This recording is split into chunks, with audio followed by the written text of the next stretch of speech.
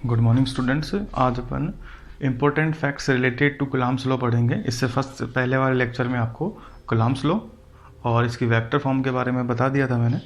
तो अब पढ़ेंगे अपन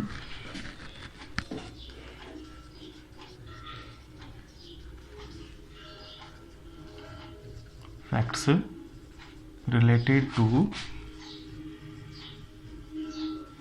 कूलम्ब्स लॉ। ये इंपॉर्टेंट फैक्ट्स को आप कूलम्ब्स लॉ की लिमिटेशन भी बोल सकते हैं।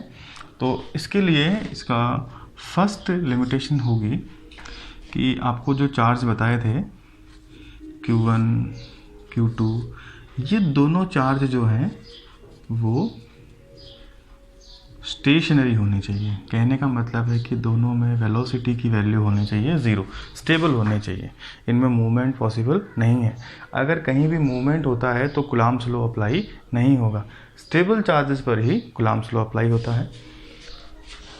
और ये जो चार्जेस हैं ये दोनों होने चाहिए पॉइंट चार्ज, मतलब जो टोटल वैल्यू है चार्ज की वो सारी एक ही पॉइंट पे होनी चाहिए। नेक्स्ट पॉइंट पे या फिर वेरिएशन इसमें पॉसिबल नहीं होगा।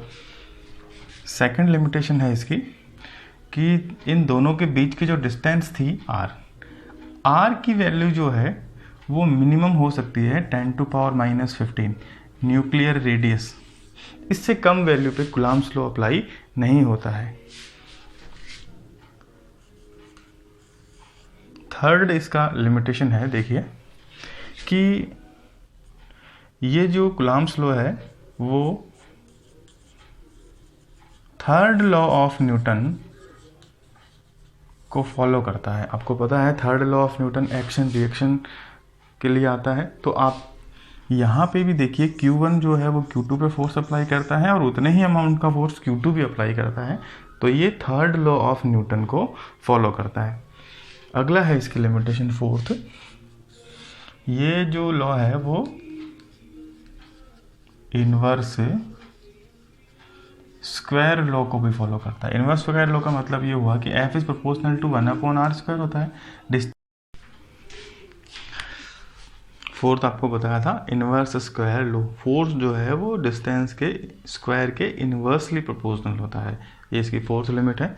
फिफ्थ लिमिट है, ये जो कूलम्ब्स लॉ है वो ग्रेविटेशनल लॉ के सिमिलर होता है। काफ़ी सारी चीज़ें इनमें सेम होती हैं, जैसे कि दोनों में ही इनवर्स स्क्वायर लॉ फॉलो होता है, दोनों में ही फोर्स इक्वल लगता है Q1, Q2 या M1, M2 के।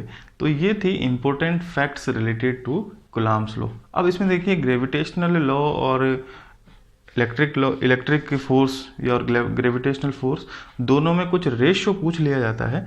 तो वो रेशियो कुछ इस तरह से आता है Fg/Fe। Fg मतलब ग्रेविटेशनल फोर्स, Fe का मतलब हुआ यहाँ पे इलेक्ट्रिक फोर्स या कूलम्ब फोर्स। अब ये अगर आपको इलेक्ट्रॉन के लिए पूछे कि इलेक्ट्रॉन के लिए ग्रेविटेशनल फोर्स और इलेक्ट्रिक फोर्स कितना लगेगा, तो इसके लिए अमाउंट होता है 10⁻⁻43/1। इसी तरह से Fg/Fe की वैल्यू आएगी प्रोटॉन के लिए। देखो प्रोटॉन इलेक्ट्रॉन से काफ़ी भारी होता पार्टिकल होता है, तो इसके लिए होगा 10⁻⁻36/1। और अगर आपको यही सिचुएशन प्रोटॉन और इलेक्ट्रॉन दोनों के लिए पूछ ली जाए तो वो आएगा लगभग 10⁻⁻39/1। तो ये कुछ रेशियोज हैं जो आपको एग्जाम में पूछे जा सकते हैं कि अगर इलेक्ट्रॉन के लिए Fe और Fg का रेशियो क्या होगा या Fg/Fe क्या होगा, तो आप यहाँ से निकाल सकते हैं या फिर आप फार्मूले से भी निकाल सकते हैं। F(g) का फार्मूला होता है Gm1m2/r²।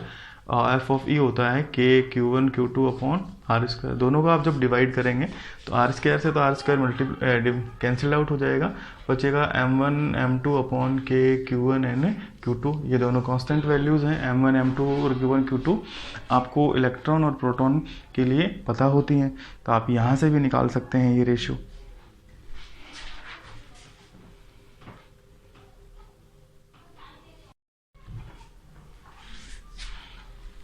अब देखिए नेक्स्ट पॉइंट है आपका प्रिंसिपल ऑफ सुपरपोजिशन या force between multiple charges system.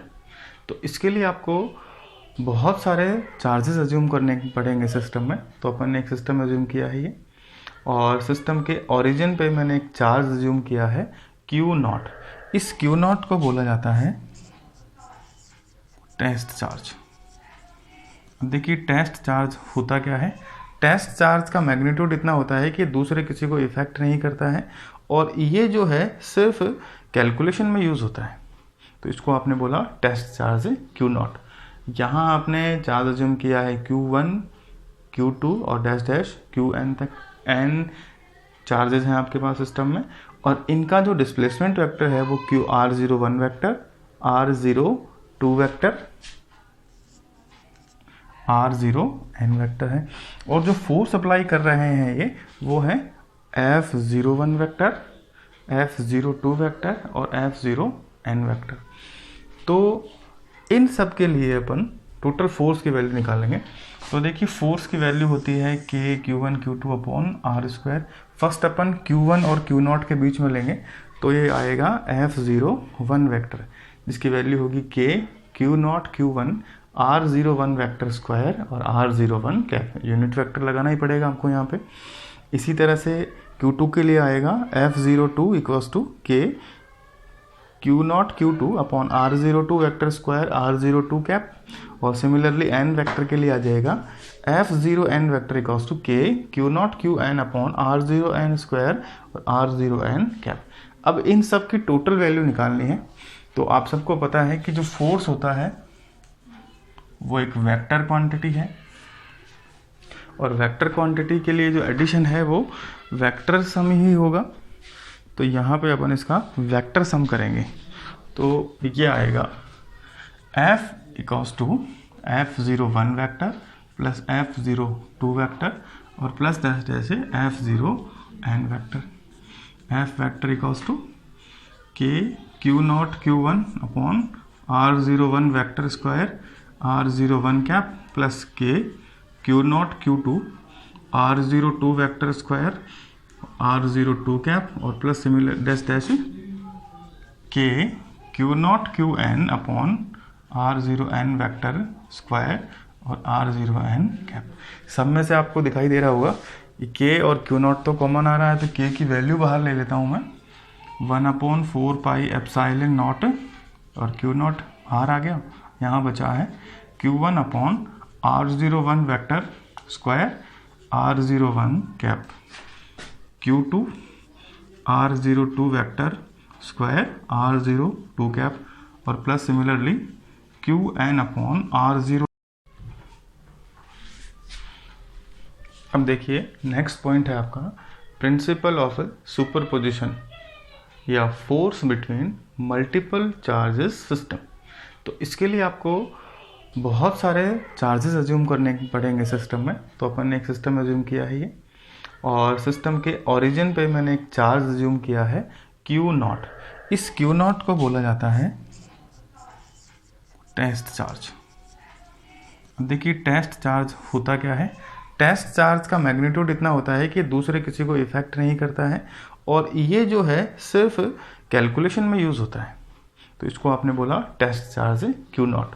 यहाँ आपने चार्ज अज्यूम किया है Q1 Q2 और डैश डैश Qn तक n चार्जेस हैं आपके पास सिस्टम में, और इनका जो डिस्प्लेसमेंट वेक्टर है वो QR01 vector, R02 vector, R0n vector है, और जो फोर्स अप्लाई कर रहे हैं ये वो है F01 वेक्टर, F02 वेक्टर और F0n वेक्टर। तो इन सब के लिए अपन टोटल फोर्स की वैल्यू निकालेंगे।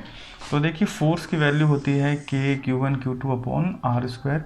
फर्स्ट अपन Q1 और Q0 के बीच में लेंगे तो ये आएगा F01 वेक्टर, जिसकी वैल्यू होगी K Q0 Q1 R01 vector square और R01 कैप। यूनिट वेक्टर लगाना ही पड़ेगा आपको यहाँ पे।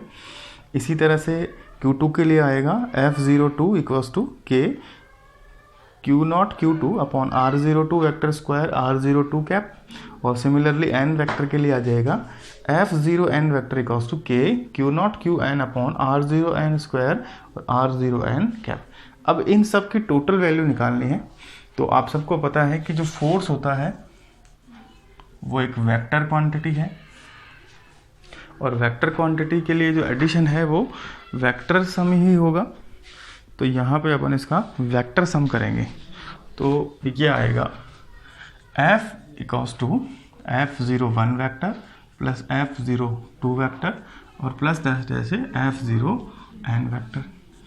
f vector equals to k q0 q1 upon r01 vector square r01 cap plus k q0 q2 r02 vector square r02 cap और plus similar dash dash k q0 qn upon r0n vector square और r0n cap.